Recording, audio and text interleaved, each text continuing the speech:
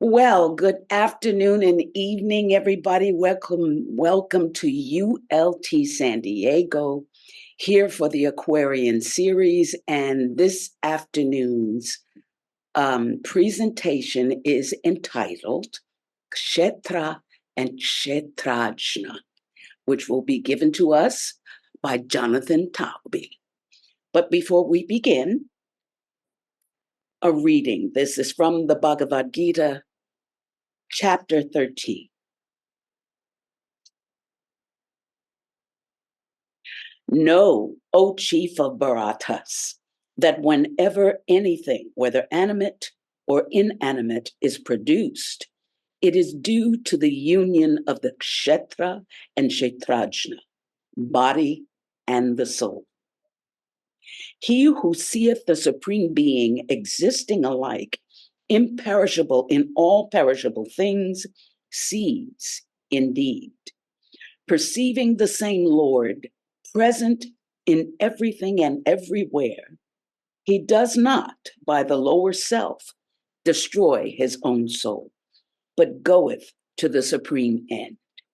He who seeth that all his actions are performed by nature only, and that the self within is not the actor, sees indeed. And when he realizes perfectly that all things whatsoever in nature are comprehended in the one, he attains to the Supreme Spirit. This Supreme Spirit, O son of Kunti, even when it is in the body, neither acteth nor is it affected by action, because being without beginning and devoid of attributes, it is changeless. As the all-moving Akasha, by reason of its subtlety, passeth everywhere, unaffected, so the spirit, though present in every kind of body, is not attached to action nor affected.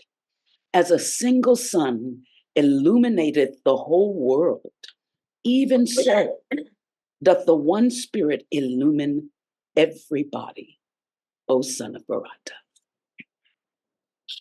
And so we now give you Mr. Jonathan Taubey, our own. Thank you to ULT San Diego for asking me, a person relatively new to Theosophical teaching, to open the Aquarian series today. Preparing for this talk has been a great opportunity to learn more on this deep topic, and I will look forward to sharing in a discussion regarding the Kshetra and the Kshetrajna with you all. This student will offer his best understanding and efforts to define Sanskrit terms and context within the Sankhya philosophy. We will start with the Bhagavad Gita's 13th chapter, then explore the dual aspects of the body and soul in micro and macro scales, and then outline the Sankhya model of nature, talk a little bit about its sage, its 25 tattvas, and how these principles correspond with the 7 principles of human nature as taught in Theosophy. We often lose the forest for the trees, and it's both a challenge and a pleasure to explore such critical cosmic and human principles and to learn more deeply what has been taught by Krishna about how to discern the knower of the field and the field itself.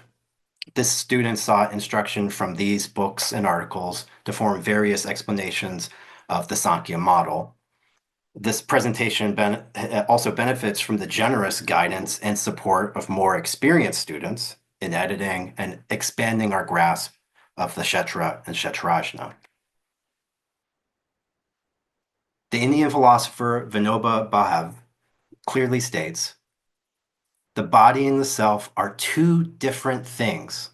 The day a man discovers this secret, his real education, his real growth begins. Knowledge of this marks the path towards wisdom." So in the 13th chapter of the Bhagavad Gita, devotion by means of the discrimination of the Kshetra from Kshetrajna, It's leading up to this 13th chapter. Krishna is given a follow-up to the divine vision, taking Arjuna deeper into what devotion and faith are, and then what the soul is, and what the perishable body is, and what are the qualities of nature. In this chapter, Krishna provides an outline rooted in the Sankhya Darshana, or philosophical school. Sankhya philosophy credited to the sage Kapila, who is referenced by Krishna in chapter 10, holds that two distinct realities exist: the Purusha, the self, the spirit, and the Mula Prakriti, pre-cosmic matter, the non-self. The existence of the universe is portrayed in the Gita as the result from the seed of Purusha being invested into the womb of Prakriti. These dual eternal principles are the basis for all manifestation. And what causes their interaction is unknowable, but their result generates differentiation in the universe. Sankhya varied with individual thinkers and historical periods, but generally it enumerated 25 fundamental principles, or tattvas, describing the fundamental aspects of manifestation. Chapter 13, Krishna. This perishable body, O son of Kunti, is known as Kshetra. Those who are acquainted with the true nature of things call the soul who knows it the Kshetrajna. Know also that I am the knower in every mortal body, O son of Bharata. That knowledge which, through the soul, is a realization of both the known and the knower, is alone esteemed by me as wisdom. What the Kshetra is, or body is, what it resembleth, what it produceth, and what is its origin, and also who he is who, dwelling within, knoweth it, as well as what is his power. Learn all in brief from me. In the first three shlokas, Krishna is giving Arjuna an outline of how to discriminate between the Kshetra and the Kshetrajna. And he will answer the questions: what is the perishable body? What does it resemble?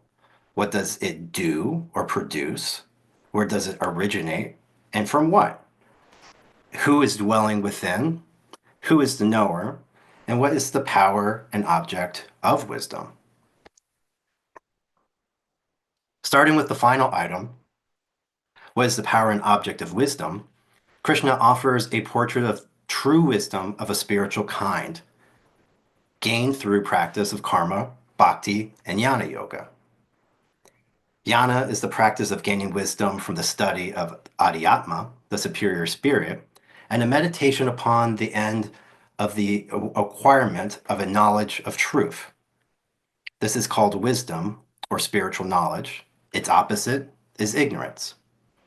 Jnana yoga, in one of its aspects, means the study of sacred texts. Krishna then qualifies that this model has been based on the distinctions between the Kshetra and Kshetrajna, and that they have been passed down in an oral tradition. In the Raghavan Iyer translation published by Concord Grove Press, it says, Krishna, sung by the seers in myriad ways, in hymns of varying meter, it has also been considered in well-reasoned and conclusive aphorisms of the Brahma Sutra. And interesting to note that the Brahma Sutra is also known as the Vedanta Sutra, which is non-dual and philosophically opposed to Sankhya's dualities, or dualism. Thus far, in the Gita, the dual aspect of the self and not self have been referred to, but have not been defined in any detail. Now, Arjuna's teacher gets into the detailed components of what nature is, what spiritual wisdom, what you gain from that, from its discernment and knowing what is the real self within the body and what the field of existence is that we call nature. So what is the perishable body? It's me, myself, all of you. You are the Kshetra in the microscale. We will begin, though, with the macro, the cosmic and pre-cosmic scale, and that is which is unknowable. The Kshetra, as the Gita defines it, is the field sprung from Prakriti. The Kshetra in Sanskrit translates to field, soil, portion of space, or nature. T. Sobaro spoke about how Kshetra means nothing more than upadi, or vehicle, and Kshetrajna is the ego in all its forms and manifestations. Kshetra springs from this avyakta, or mula prakriti. So where does Kshetra spring from? Avyakta, or its similar term, mula prakriti, and they are defined as avyakta from Sanskrit, the unrevealed cause, undifferentiated, and mula prakriti from Sanskrit, the parabrahmic root, the abstract deific feminine principle, the undifferentiated substance, akasha, literally meaning the root of nature. Sometimes it's hard to tell who's driving anymore. When we are ignorant of the distinct body and soul, we are like a self-driving car that is ignorant of the passenger. The metaphor of the vehicle in many Hindu myths points to that within each vehicle rides a soul, the driver. For example, when Vishnu takes a mortal birth as Rama in the Ramayana, his ignorance of his true self is also his instrument of his awakening, and then the Achilles heel or loophole necessary to defeat the Deva-slaying demon king Ravana. Brahma, Vishnu, and Indra plot to have Vishnu be incarnated as a mortal vehicle as Rama, because Ravana's boons never stated that he was also invulnerable to man or animal. Rama has no idea he is Vishnu until Ravana's posthumous letter to Rama reveals his true identity, that he is a god within. Most of our experiences are so entangled with our own personality, we identify with our perishable, separative self and our history and so-called subjective realities. This is the false ego, which just assumes he knows, based on his senses and past actions. The perennial philosophy proposes an individuality, apart but within, or as William Quan Judge says, hovering above. It is the immortal soul or higher ego which should be the true guide and driver of the vehicle. This is the Kshetrajna in relationship to the self-driving personal ego. Then, above the individuality, there is the true self, the universal Atman, the one with all, transcending both the microcosm and the macrocosm, and it's the highest perceiver and witness. Next, who is dwelling within, and who is the knower? Krishna. Nature or Prakriti is said to be that which operates in producing cause and effect in action. Individual spirit, or Purusha, is said to be the cause of experiencing pain and pleasure. For spirit, when invested with matter or Prakriti, experience the qualities which proceed from Prakriti. The Kshetrajna, the knower of the field, is the embodied spirit, the conscious ego, in its highest manifestations. It is the reincarnating principle. Krishna explains to Arjuna that this eternal principle, Purusha, is that Lord within us. It is also the witness consciousness and the animating principle in man. While Purusha is the passenger in our vehicle, the body experiencing but not acting in this world. Action and sensations occur in the field, the Kshetra, to the enjoyment and admonishment of the higher self, the Purusha. In Sloka 2, Krishna says, "Know also that I am the knower in every mortal body, that knowledge which through the soul is a realization of both the known, the field, and the knower, the Purusha, is also esteemed by me as wisdom." At the macro scale, the Purusha is at the same time the animating principle of the universe. It's the energy in all mass, the fundamental consciousness, and it is an eternal principle of the Supreme Spirit. Purusha also emanates through all levels of nature when manifest.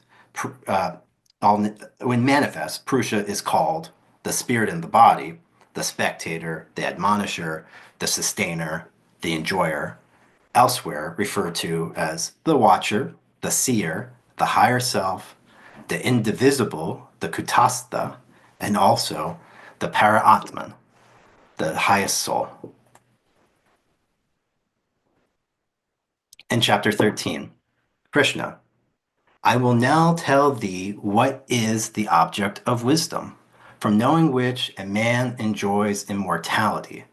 It is that which has no beginning, even the supreme Brahma, and of which it cannot be said that it is either being or non-being. It has hands and feet in all directions, eyes, heads, mouths, and ears in every direction. It is immanent in the world, possessing the vast whole. Itself, without organs, it is reflected by all the senses and faculties, unattached yet supporting all, without qualities yet the witness of them all. It is within and without all creatures, animate and inanimate. It is inconceivable because of its subtlety, and although near, it is afar off. Although undivided, it appeareth as divided among creatures, and while it sustains existing things, it is also known as their destroyer and creator. It is the light of all lights, and it is declared to be beyond all darkness, and it is itself, its wisdom itself, the object of wisdom, and that which is to be obtained by wisdom, in the hearts of all it ever presideth. So next we will give a brief introduction to Sankhya. Raghavan Iyer helps to define and translate the word Sankhya. Sankhya is one of the 6 philosophical schools or darshanas of Hinduism, derived from the Sanskrit root kaya, meaning to know, and the prefix san, to exact. It provides a model for the discernment of reality expressed through the enumeration of diverse categories of existence.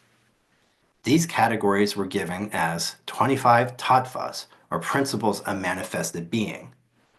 Sankhya is attributed to the sage Kapila, of which there are many Kapilas in the Puranas. It might just as well be as necessary to discern the Kshetra and the Kshetrajna as to discern the Kapila, the personality, and the Kapila, the reincarnating individuality. And the Secret Doctrine, H.P. Blavatsky notes that the Sankhya philosophy may have been brought down and taught by the first Kapila and written out by the last Kapila. For the Kapila of the Satya, the Golden Age, and the Kapila of the Kali Yugas, the current Iron Age, may be one and the same individuality without being the same personality. Key to Sankhya is the dualistic view of reality as composed of 2 independent eternal principles, the Purusha and Mula Prakriti. What causes Purusha and Mula Prakriti to interact is not knowable. It is, as it says, inconceivable because of its subtlety by the finite human intellect. Their union occurs outside of space and time, outside of all context, while the latter, manifested nature, can be exacted by the tattvas. These eternal principles can only be approached through intuition. Sankhya provides a rational philosophical explanation of Prakriti and its component parts. Purusha is co-present with Mula Prakriti, considered as symmetrical homogeneity, with the three gunas in balance. The three qualities of nature, or the gunas, sattva, rajas, and tamas, when disturbed, their symmetry is broken, resulting in a progressive differentiation which became the world of ordinary experience. The eternal principle Mula Prakriti includes the three qualities, again, in perfect balance. Sattva, the quality of truth, rajas, the quality of action, tamas, the quality of inertia or resistance. When there is manifestation, these universal qualities of nature are out of balance and fluid in their proportions to each other. The field is dynamic, perishable, changing within natural laws. These qualities of sattva, rajas, and tamas change throughout the experience of a day and in a lifetime. Our actions can be a mix of highly sattvic with a mild rajasic flavor one moment, then the next full body tamasic, and notes of rajasic in the next moment. We experience in many combinations and a variable spectrum of the qualities in our thoughts, feelings, and emotions. From the gunas, we have a capacity for sensation and a capacity for action in the world. Krishna teaches how we can begin to understand and experience the qualities of nature in a discriminating way, and how, in later chapters, we can transcend these qualities and free the mind from captivity to the field. So, what does it resemble? What does it do or produce? Where does it originate and from what? The outline of the Sankhya model is as follows. There are 25 tattvas, the elements of nature, and they are generated from a dual eternal principle of Purusha and Mula Prakriti. These two are pre-cosmic and unknowable by us, but these two beget the 23 tattvas of nature. The first element to appear in nature is buddhi, intellect or judgment, also referred to as mahat, universal consciousness, that generates the ahankara, literally meaning I-making, that concept of I or egoity, self-consciousness. The universal I at the grosser plane becomes egotistical and Mayavic principle in man, due to our ignorance which separates our I from the universal oneself. And from self-consciousness involutes manas, or mind that arises together the capacities of sensation and the elements. Then there are the five capacities for sensations, the Buddhindriyas, the five capacities for action, the Karmendriyas, the five subtle elements, the Tanmatras, that graduate into the five gross elements, the Mahabhutas. The component aspects of manas, having both the capacity for sensation and the mental ability to act, the five capacities of sensation, hearing, touching, seeing, tasting, and smelling, the five capacities for action, speaking, grasping, moving, eliminating, and procreating, the five subtle elements, the objects of sense, sound, touch, form, taste, smell, which graduate into the five gross elements, which can be perceived by ordinary human beings as space, wind, fire, water, and earth. In the 15th chapter, Krishna tells Arjuna that he must cut down the Ashvata tree with the strong acts of dispassion.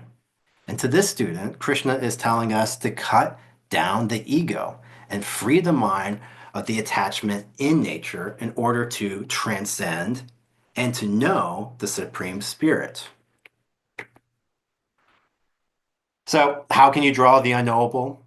The artist takes liberties and gives its best impressions of the abstract. And here we have the Purusha and Mula Prakriti interacting. Theosophy teaches that spirit and matter are dual facets of the one and are polar, each involuting from spirit into matter and evolving back into a subtle spirit. But since this cannot be known, only intuited, an artist's attempt may be the best we have in the moment. And what can we know? What we can know is the field. And so whether you're Capella or Brian Greene quantizing cosmology, we can only describe the field by the limits of our sense capacities. The rest we must infer and intuit until a more suitable faculty or instrument is developed. When Purusha excites Mula Prakriti, Prakriti generates a capacity of intelligence, a capacity for self-identification, which generates a capacity for sensations, or the sense organs, ears to hear, etc., a capacity for action, or organs of actions, mouths to speak, etc., and then the subtle elements that graduate into the gross elements. So here we are presented with a teaching where, due to our cosmic capacity of the mind to hear, sound exists in the more gross planes. Now that we have briefly covered Kshetra, Kshetrajna, and Sankhya, we will now return to Jnana Yoga.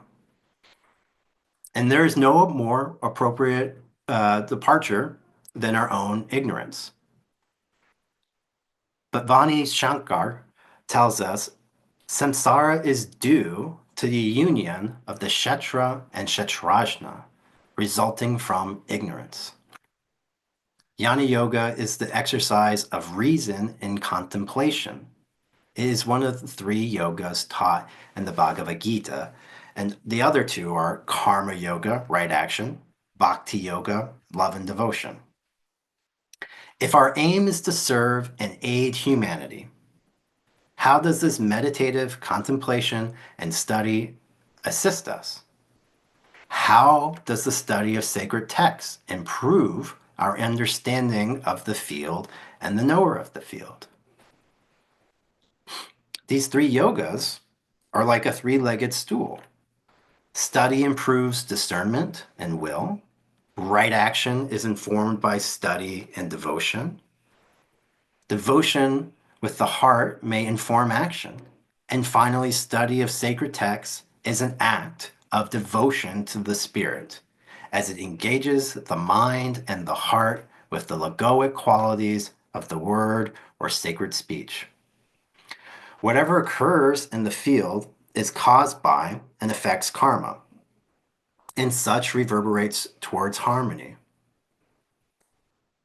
Ignorance is a sure way to strum discord into the karmic field, whereas right knowledge can serve as a guide to right motive and right action within one's dharma.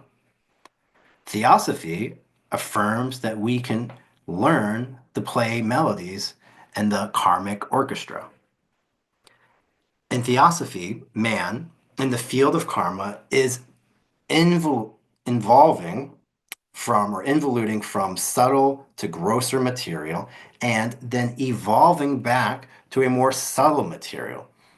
As a result of involution and the fall of consciousness, the closing of the spiritual vision due to misuse, man experiences the universe as a captive, bound to ignorance and illusion, or Maya, a temporary state, compared to the abstract eternal reality. Both in Sankhya and Theosophy, man experiences and interacts with nature, with the organs of sense and action, and are bound to the conditioned existence or samsara. Ideally, nature, the field or kshetra, provides the field for learning and opportunity for service to the true self, or the self of all beings, the universal. So transcending the personality to the individuality to the universality. In chapter 6 of the Gita, Krishna, he should raise the self by the self. Let him not suffer the self to be lowered, for the self is the friend of self, and in like manner, self is its own enemy. And from a theosophical perspective, there's an ultimate unity of Purusha and Prakriti, spirit and matter. All of nature, the Kshetra, even the perishable body, is constituted of monads, or units of souls, like drops in an ocean, at various levels and planes of evolution. They all are aspects of the one monad. In the diagram on the right here, the lower self and higher self are distinguished. The higher self, which we are referring to as the Kshetrajna, right, is made up of the immortal triad, Atma, Buddhi, and Manas. These together are known as the real self. And then to be specific, the higher self is referred to when we're talking about the Atma. Below that, in a more gross plane of the experience in the field, is the lower self, which is the perishable body. And in these planes, we have, we refer to as the lower quaternary, is the Kama Rupa, the Linga Sharira, Prana, and the Rupa. Theosophy holds three fundamental propositions. And due to time, I'm going to move past these, but the presentation can be made available or this can be sought in other places. But it's important for the student to kind of just outline that there is the first fundamental, which is a sense of the one absolute beingness. The second, that there is an absolute universal law of periodicity.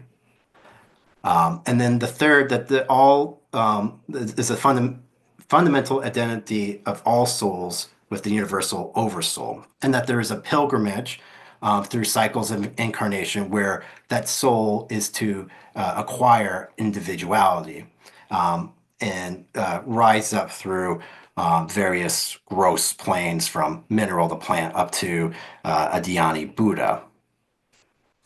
Also, not going to get too far into the globe chain or evolution, just to make the corresponding point that when we think about the descent of spirit involuting into grosser planes and then evolving into more subtle planes, this periodicity that has been referred to, this kind of cycle, is consistent. These are two important diagrams from the Secret Doctrine. Atma, so I'll kind of work out how this flows through. Atma uses the vehicle of Buddhi. Buddhi radiates manas and higher manas as the Sutatma sends a descending ray into each incarnation, animating and guiding the four lower principles, our vehicle within the field of sensation and action. And the first fundamental, spirit and matter, are to be regarded not as independent realities, but as two facets or aspects of the absolute. What causes the corresponding involvement of Purusha into Mula Prakriti, according to occult sciences, is called Fohat. It's a bridge by which the divine ideas are impressed on cosmic substance. HPB also writes in The Secret Doctrine, and the Sankhya philosophy, Purusha, spirit, is spoken of as something impotent, unless he mounts on the shoulders of Prakriti, or matter, which let alone is senseless. But for the Theosophists, they are viewed as graduated, each in their evolutionary progress in contrary directions, spirit falling gradually into matter, and the latter ascending to its original condition, that of pure spiritual substance, Purusha.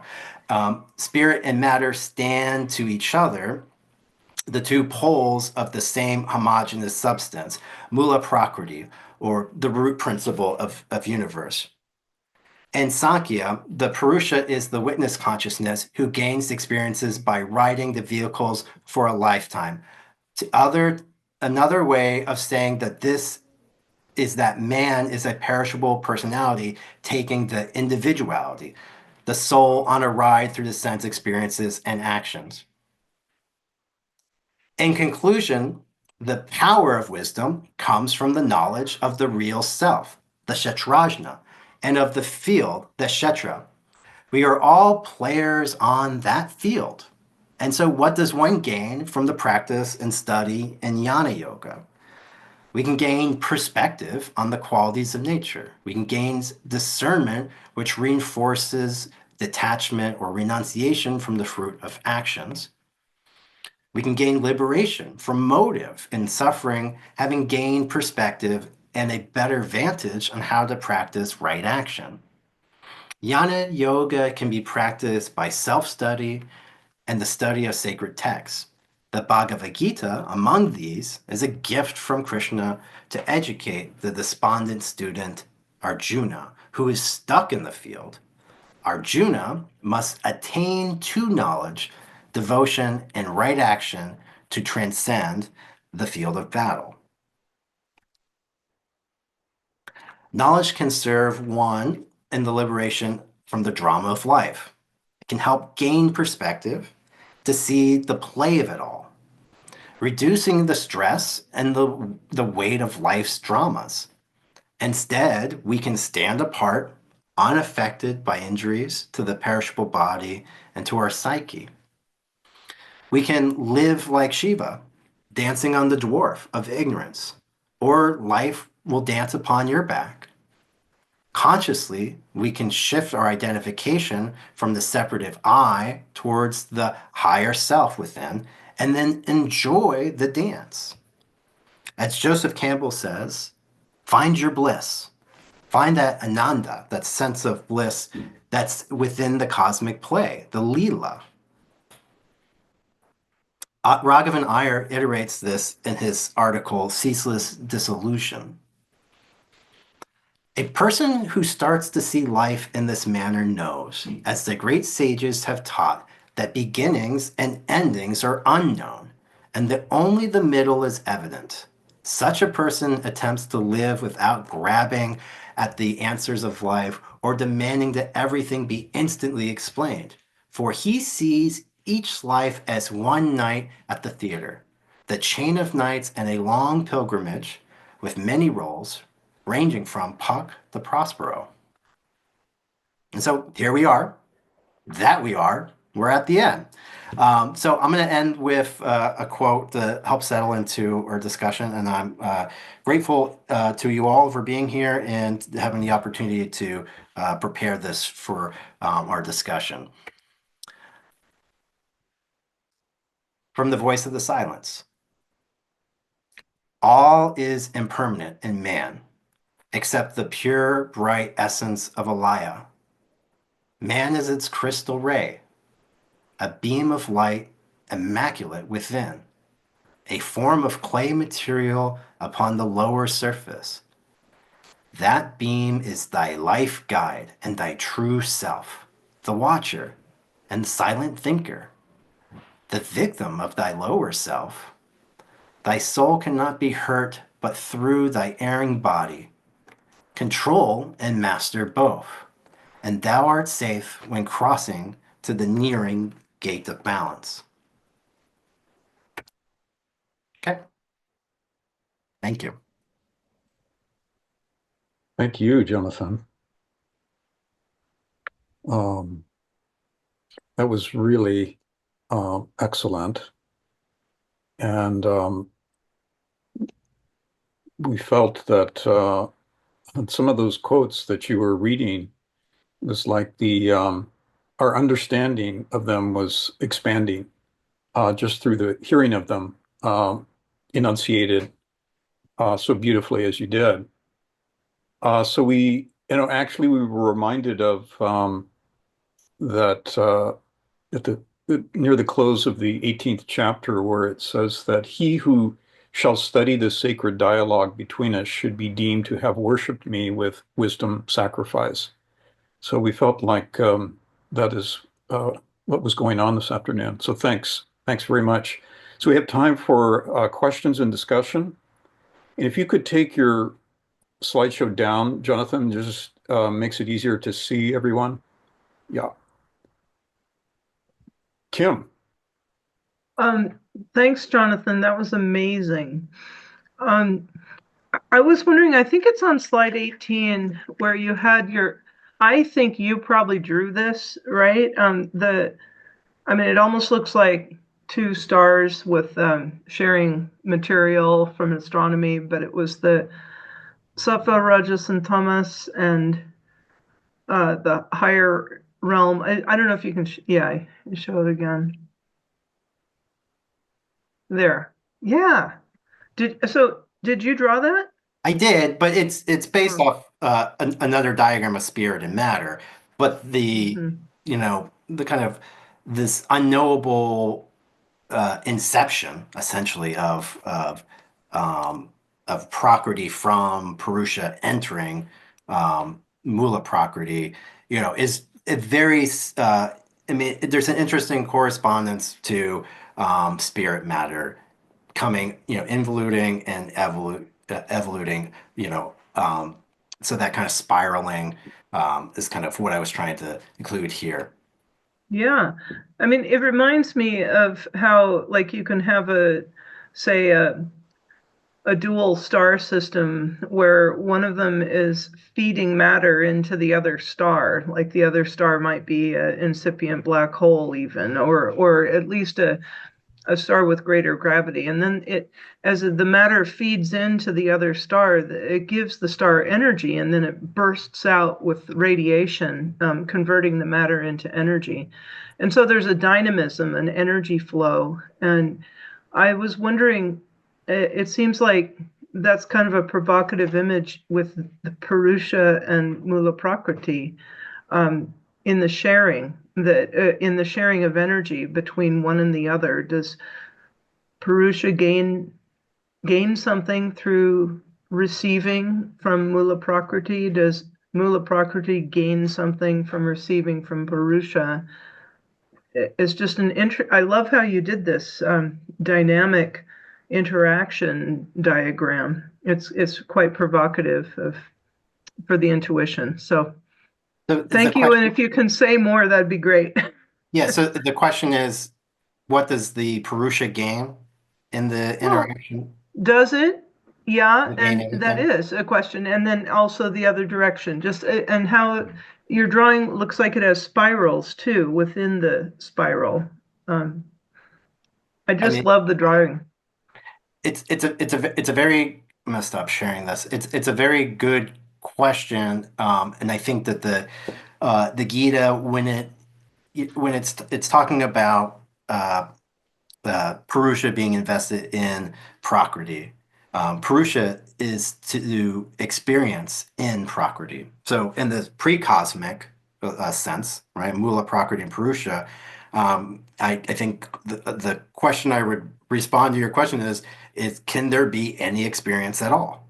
Right? It is eternal kind of beingness throughout all of that.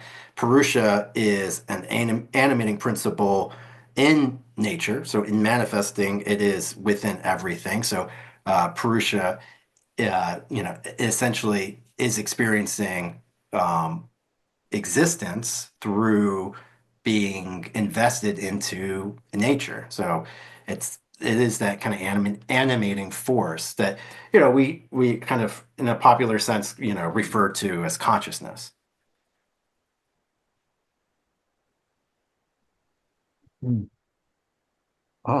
Thank you, Kim, for your question and comments and your response, Jonathan. So Maurice. Thank you so much, Jonathan. It was quite an expansive tour of perception and consciousness. It's a big question. I don't know quite how to ask it, but obviously, as one begins to grow spiritually and understands intuitively how to separate the knower and the known in the field, could you just say something about how service to others and embracing a greater sense of brotherhood ties into that a bit more? I think you hint at it in a few places, but maybe you could say a bit more. Yeah. Well, I thank you for the question. How does the saying a little bit more about how service to others and um, universal brotherhood um, can be benefited, I would say, from the knowledge or the sermon of the Kshetra and the Kshetrajna. So if we're going to be of service, right? If we are going to, um, realize that we are operating in the field, which is it's a field of karma too, right? So we act in that field. What better way to be of service but to do it consciously and informed versus there's that aphorism, will creates intelligently, desire blindly and unconsciously, right? So if we're going to be of true service, being as conscious as possible is going to be, um, a more beneficial service to others. But I think that question we should open up to others. I think that's a kind of a good question, or kind of examples, and kind of get beyond kind of the abstract, kind of cosmic sense in the presentation. We can certainly do that. Just to throw in a comment to start the discussion, we were thinking that in your diagram, that kind of spiraling motion between Purusha and Prakriti or Mula Prakriti, that in the theosophical conception, we could think of that as Fohat, and which were given, it's a term with multi-dimensional meaning, of course, but HPB gives a few hints as divine eros, kamadeva, that desire which first arose in it, which propels the one to become two and three, and the three to become seven, etc. And that the representation there of the three gunas in their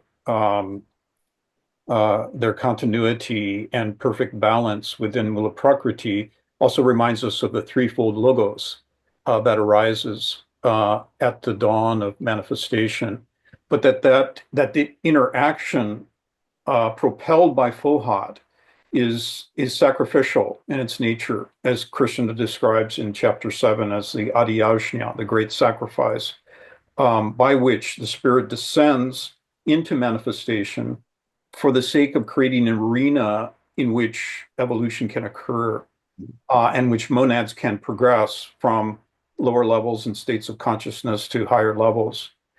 And that also ties in with the this kind of transition that occurs within the 13th chapter there, which Monica read out for us at the very beginning, where even though it starts with this fundamental duality as given in Sankhya, in the end, there is a synthesis given. So instead of it thinking of the field and consciousness as being two, we're given the idea that there is a single sun which illuminates the whole world, the indwelling spirit illuminating the entire field, O son of Bharata. That's verse 33 in the chapter. So that we get this idea that whatever level of consciousness or matter or of being that we're referring to, that there is a single sun, a single universal brotherhood, one could say, that is animating all of it. But others may have other comments.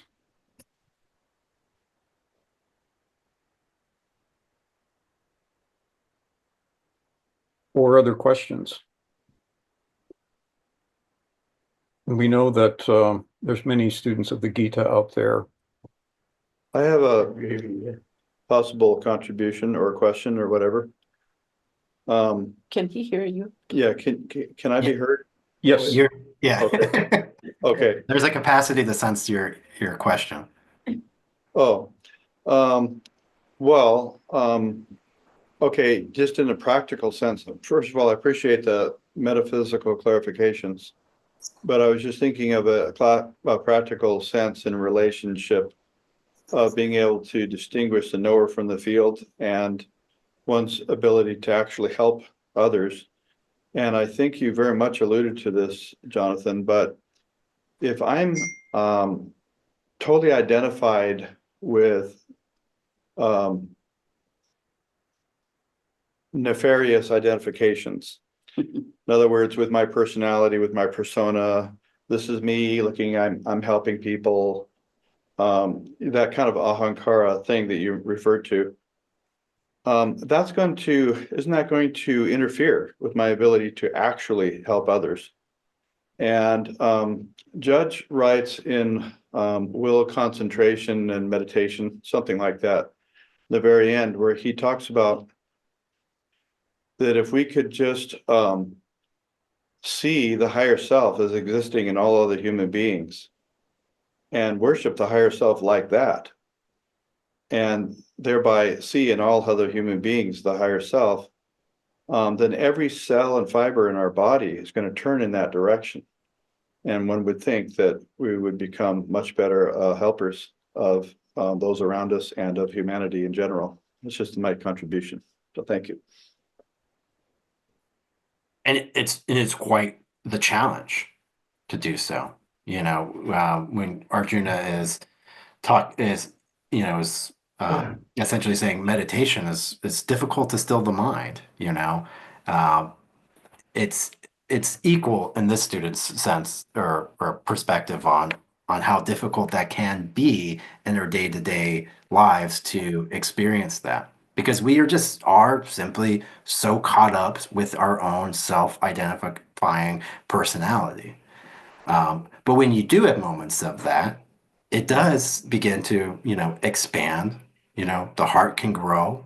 The room seems to settle a little bit better than everything kind of before, when the personality is just, in that space alone.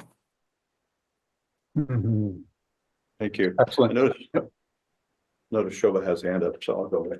Yes, I was just going to mention that also we could bring in the whole process of self-study. That seems to be another critical component, that the distinction between the field and the knower reminds us that when trying to bring about reform and to instantiate true excellences and virtues, that we can that we are not the field, but we can alter the field.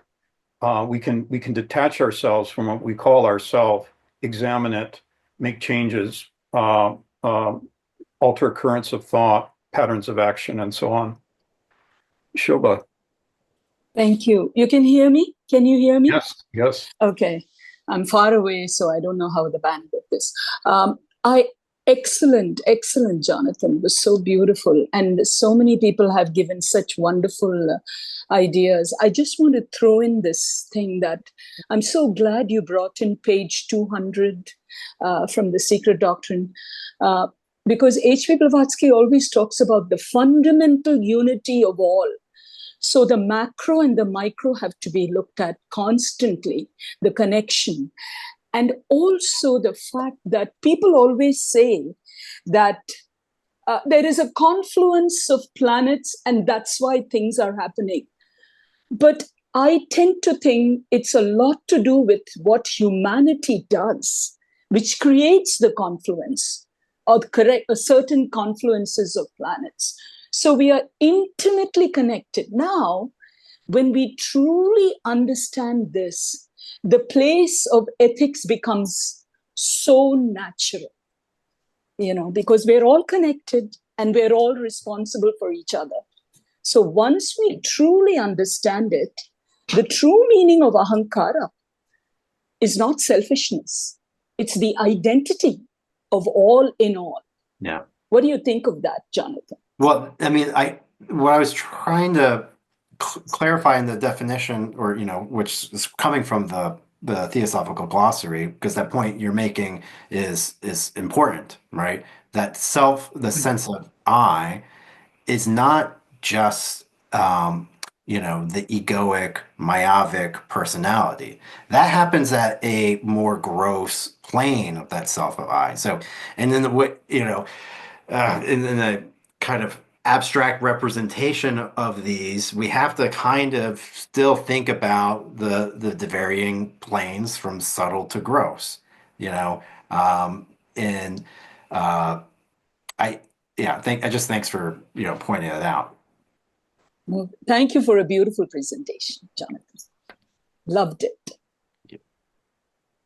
You're here. Thank you, Shobha. Laura. Yes, thank you, Jonathan, for tying together all those thoughts so beautifully for us.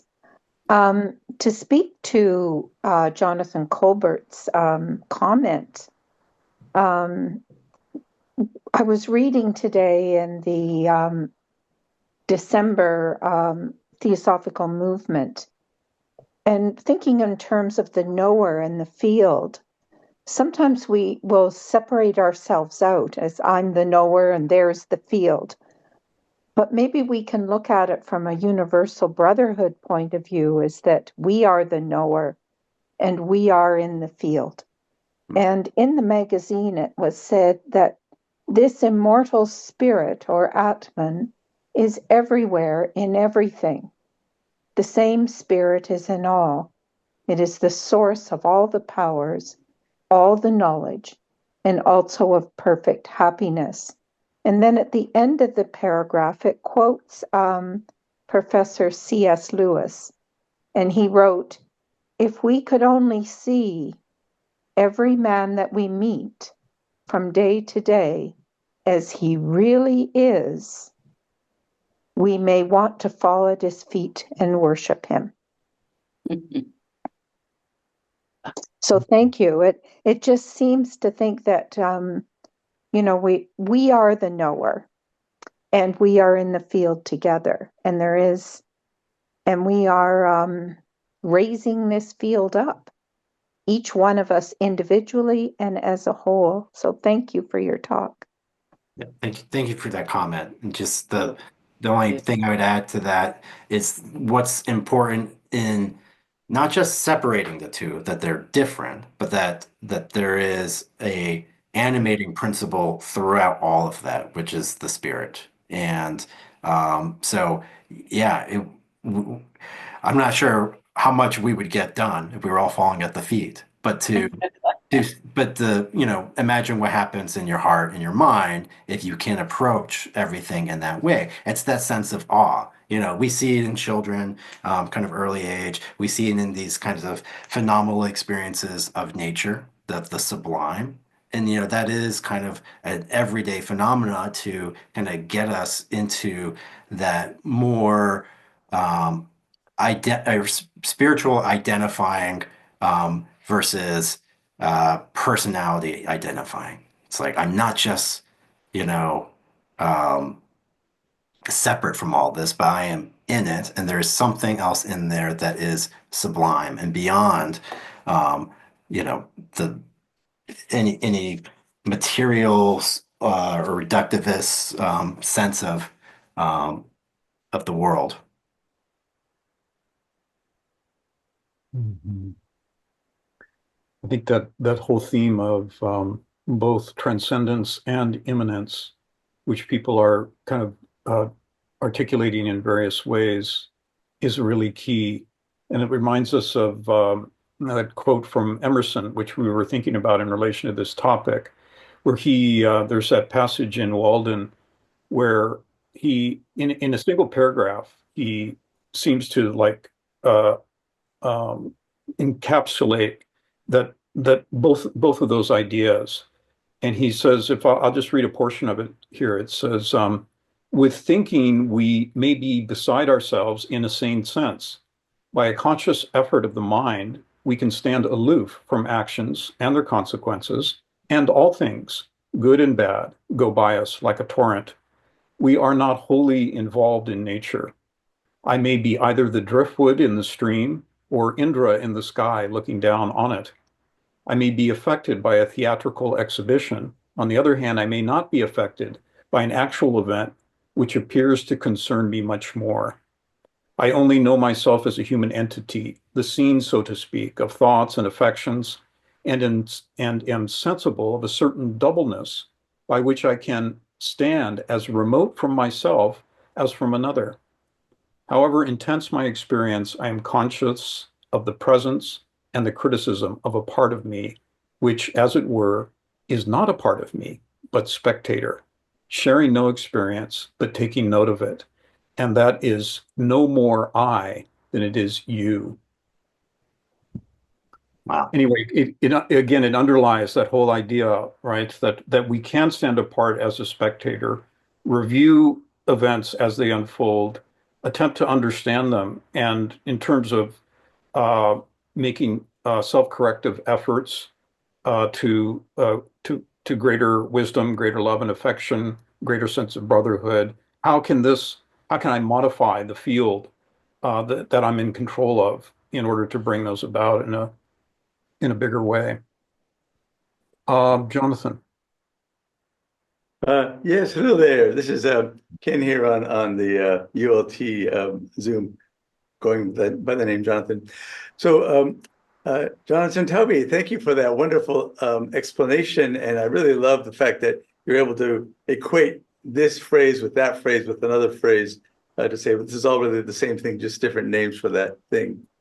So my question right now is about Dhritarashtra, the blind fellow, the blind king, who has Sanjaya watching the Bhagavad Gita from before. Would you say that this is yet another layer, like a fractal, like those little Zoom fractal things, Yeah. where there's yet another witness watching the whole Bhagavad Gita? So it's not just Arjuna as a witness of himself, but then we have another whole layer of kind of a satirically a blind person watching the whole thing. What do you think about that multiple layers that's contained within the Bhagavad Gita? So Ken, the question was about Dhritarashtra, the blind king, and its relation to what's the teaching that's given in the Gita, or can you clarify that? So yes, I'm wondering about, is the idea of Kshetra and Kshetrajna analogous to the blind king being the witness, the Kshetrajna, and the whole Gita story being the field, the war on the Kurukshetra field? Well, I think that's an interesting connection. But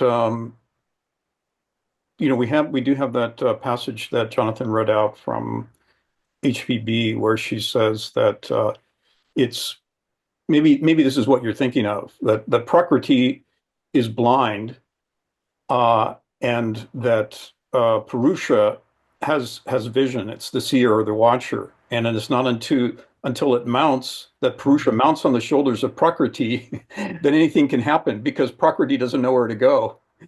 So Purusha is the eyes of Prakriti, and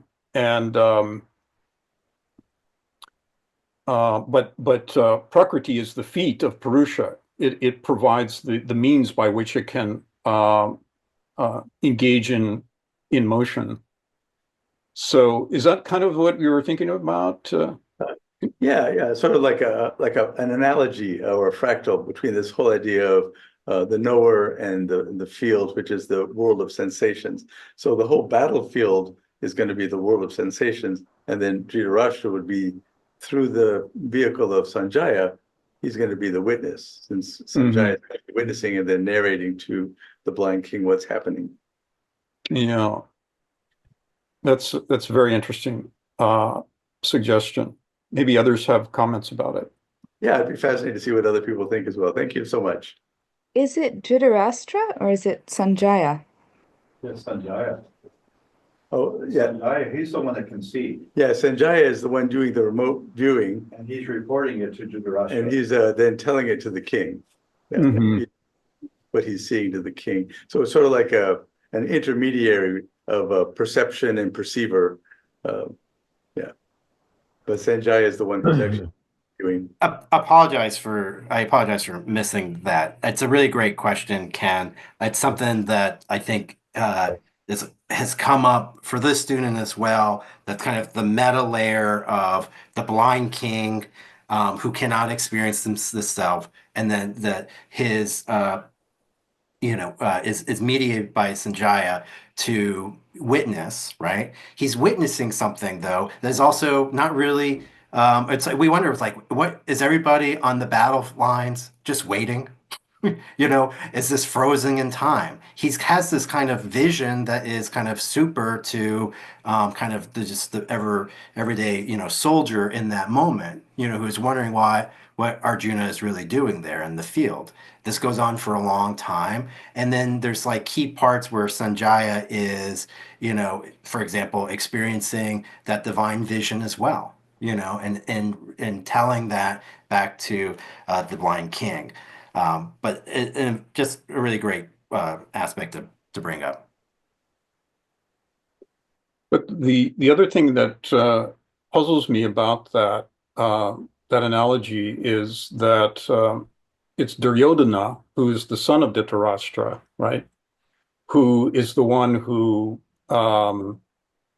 directs the affairs of state and who implores the Pandavas to be banished from the kingdom.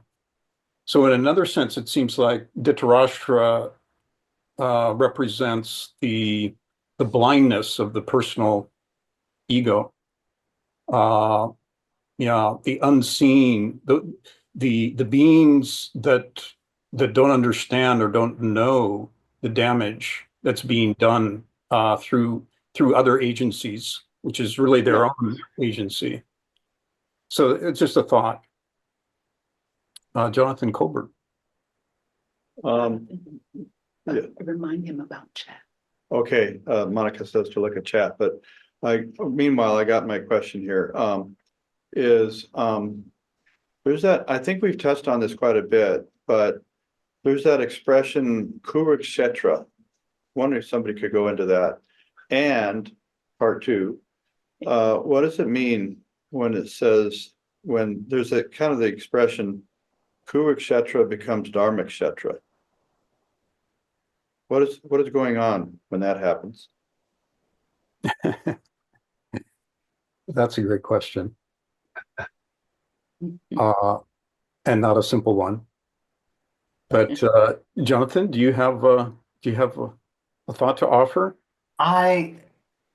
Well, just maybe first just define those two, right? Is Kurukshetra is where the field of battle is taking place. Isn't that correct? Right? Yes. And the other one was Dharmashetra. Yes. So I mean I'm not sure exactly where that reference is comes from or where that's been said, but I would make sense of it in the as best I can, to I guess knowledge of the situation, right, and being able to discern in that situation, right, the Kurukshetra, right, where it's taken place, and lets you have a sense of what your purpose is in that, because that's Arjuna's dilemma. He is despondent about why he would even be doing this. Why would he rise up to his dharma in the moment when it is so fraught with challenges and difficulties and seems to be hopeless? So when there's no win-win, it's all lose-lose for everybody. And I mean what's really important, I think, too, is that that's the ignorance that is within nature that has to be arisen from. It seems senseless. It seems to be harsh, cruel, and one finds challenges to transcend that space. Mm-hmm. Thank you, Jonathan. Shilpa, did you have a comment on this question? Or Yeah, because the start of the Bhagavad Gita in Sanskrit says, Dharmakshetre Kurukshetre Samaveta Yuyutsava. In other words, the hint of the whole Bhagavad Gita is in that first line. It says this Kurukshetra battle is the field of dharma. You know, the whole message is kind of encapsulated in that first verse. So I think I wonder if Jonathan's reference was to that. Thank you. Yeah. Jim or Michelle, did you have a comment on this question also? Well, it is just a thought because I'm not sure, because Shobha said something, and maybe I have the wrong impression, Shobha. But if Jonathan's questions of going from Kurukshetra to Dharmashetra, could that be saying that the whole Bhagavad Gita, what's being done is when Arjuna has suddenly the realization that it is his duty to do it, then it's gone from being Kurukshetra, where there's violence, confusion, and so forth and so on. And he now sees clearly that this is now the field of Dharma, however unpleasant it might be, and so forth. So in that sense, that's how I would interpret it. Mm-hmm. Yeah, we were thinking along the same lines, Jim, that and he chooses it then. Yeah, it's self-chosen. I just was saying, because just as I'm sorry to interrupt, it's when Krishna said, okay, now it's up to you what to do. You still have to choose, because Dharma is not Dharma unless you choose in some deep sense. That's far Dharma. So he then chooses it voluntarily with a clear sense of what's really his duty. Okay, so that's all. Mm-hmm. I think another way, perhaps another level to think about it, is that Kurukshetra being that condition in which the lower self has gained dominance in the field. It's running the show, and therefore there's a battle between the lower and the higher, and which you could say it's the demoniac and the godlike in every human being that is part of the battle that we're all struggling through. But at some point, the vestures and their are the very process of incarnation, of coming into the field, of entering the field, will no longer provide a significant block to the manifestation of the higher through the lower. And we have this in the Aquarian Almanac for Monday. In fact, I think this is a Sufi who says that the body is not to be put off. It is to be refined and made spiritual, a help, excuse me, a help and not a hindrance to the spirit. It is like metal that has to be refined by fire and transmuted. And so this process where the metal is refined to gold is, you could say, that transition where the field of battle is no longer a battle. It becomes the pure vehicle for the incarnation of the higher, such as we're told is the case of in great adepts and Nirmanakayas and so on.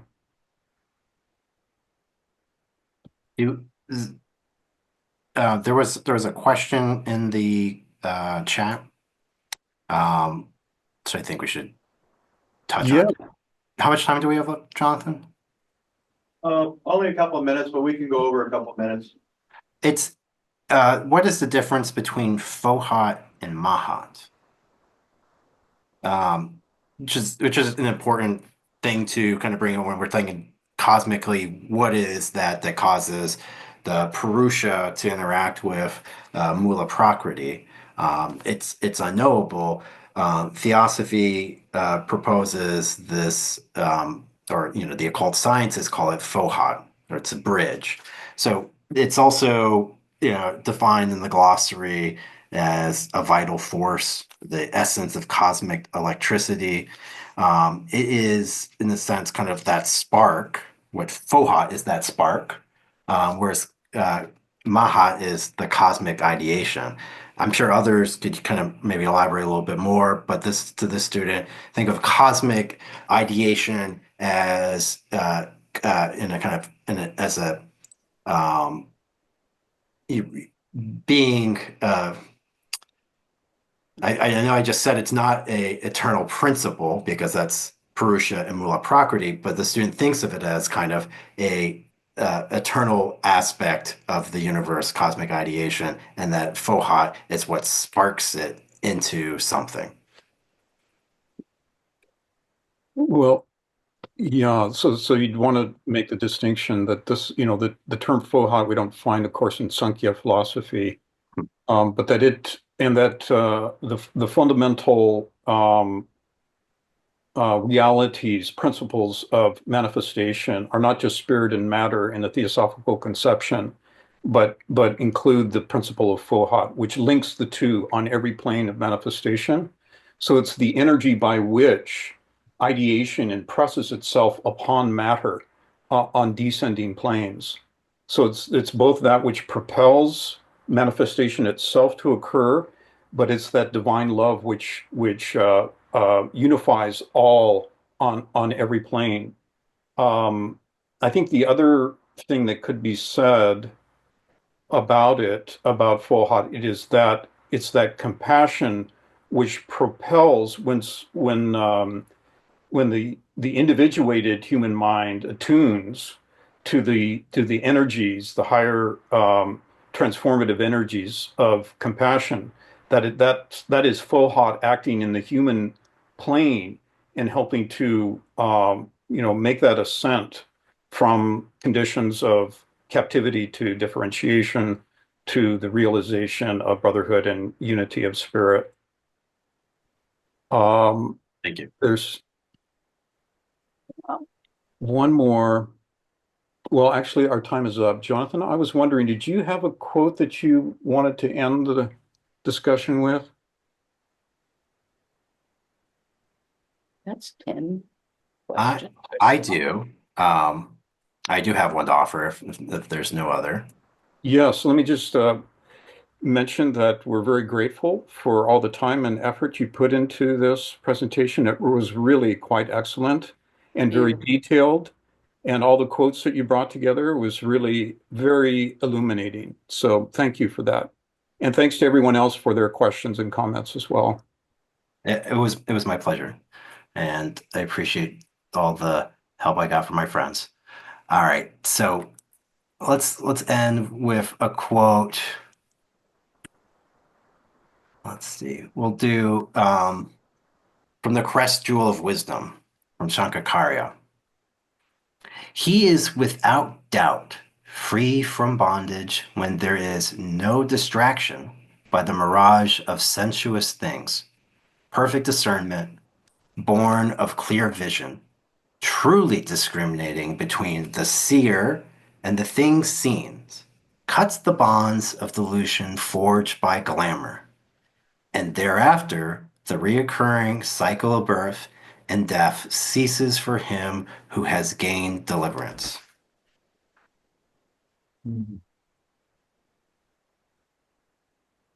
Thank you so much. Thank you. Thank you. Beautiful. Thank you. Thank you. Namaste. Thank you. May the Kshetra and Kshetrajna help us in these very difficult times in humanity, trying to find out the balance between the physical, right, and the soul. Beautiful. Thank you, Maluka. Thank you. Thanks. Jonathan, I Thank hope you. you got a chance to see all the thanks that you got in the chat as well. I did. I appreciate it all. Good. All right, thanks, Jonathan. Thanks, Kurt. Thanks, everybody.